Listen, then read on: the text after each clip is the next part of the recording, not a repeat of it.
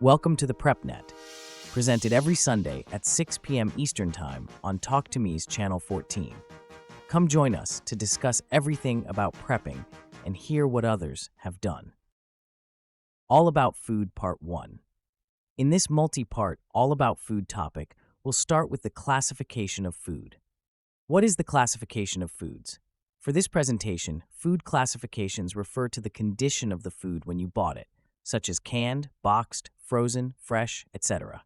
Each classification of food has its pros and cons. The pros of fresh meat, fruit, and vegetables are that they will have the best flavor and texture of any of the other classifications of foods. The cons are that the fruits and vegetables will have a short shelf life and are prone to bruising. In addition, the meat will require refrigeration, not a thing to rely on in our situations. Fresh foods are heavy. Next would be frozen foods. The pros of frozen foods are that their shelf life is longer than that of fresh foods. Meats and veggies usually cook up similar to fresh. Some frozen fruits are fine for anything you would want to do with them, while others have a con of only being good for baking. As with fresh meats, all would need a way to keep them frozen, and they are heavy. Canned foods have a pro of much longer shelf lives than fresh or frozen. It's counted in years. And remember, canned foods can last much longer than the date printed on them. Just check each can before opening for bulging or leaks. If the food smells or looks bad, don't eat it. Preparation from can to plate is usually opening a can, putting it in a pot, heating it, and serving. The cons are, like fresh and frozen, canned food is heavy. You should not store canned foods in direct sunlight, as doing so can cause them to build up heat and explode. Another thing to keep in mind is not to let the cans get wet, as rust is not a good thing for the food inside. Another problem with canned food is freezing. You must store canned foods in areas that will not freeze. For those in milder climates, this is not a problem.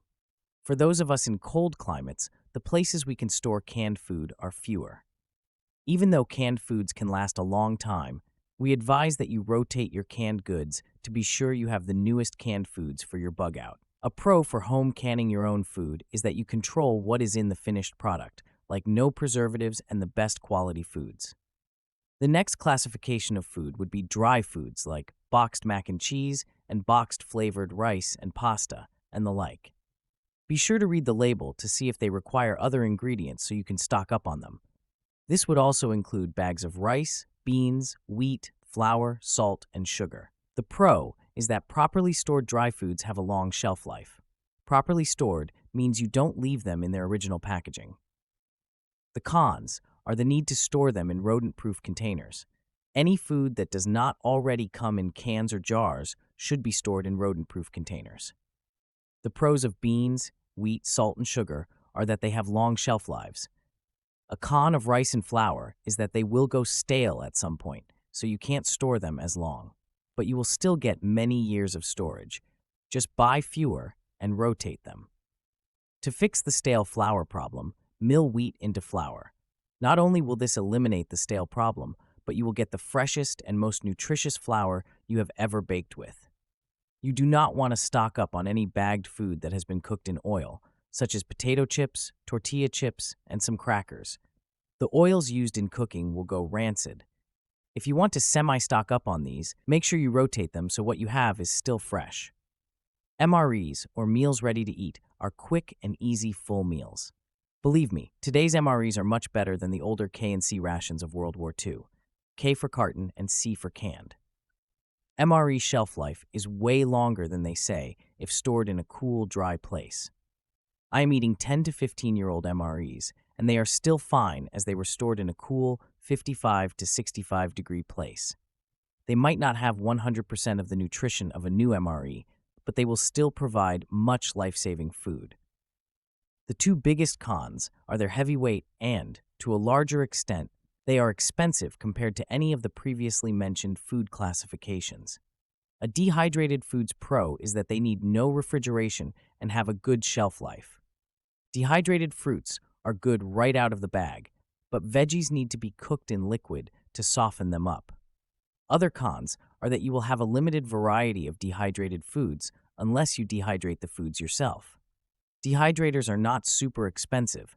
However, you can easily build your own dehydrator with some wood, light sockets, incandescent lights, and a fan. Dehydrating meat is not recommended. The closest thing for meat would be to make it into jerky. Our last classification of food is freeze-dried. The pros of freeze-dried food are: they require no refrigeration, it's very light, has a shelf life of 25 years for most foods, and a 15-year shelf life for meats. You can eat the freeze-dried food without adding water, though I would recommend you have a glass of water handy. Freeze-dried foods contain 95% of their nourishment over fresh food, whereas dehydrated food only retains up to 60% of its fresh food nourishment.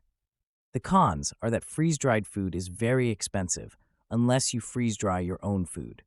Freeze-dried foods are delicate and can be crushed easily. You need to ensure they are packed in crush-proof containers. Some freeze-dried foods will not come back to their original texture or crispness, such as radishes, cabbage, and ice cream. I don't see this as a problem. Use the freeze-dried radishes, cucumbers, and cabbage as vegetable croutons, and just enjoy the freeze-dried ice cream as it is. You don't know what you're missing by not having freeze-dried Skittles. We will have more detailed information on how you can freeze-dry, dehydrate, or home canning your own food in our future All About Preservation series.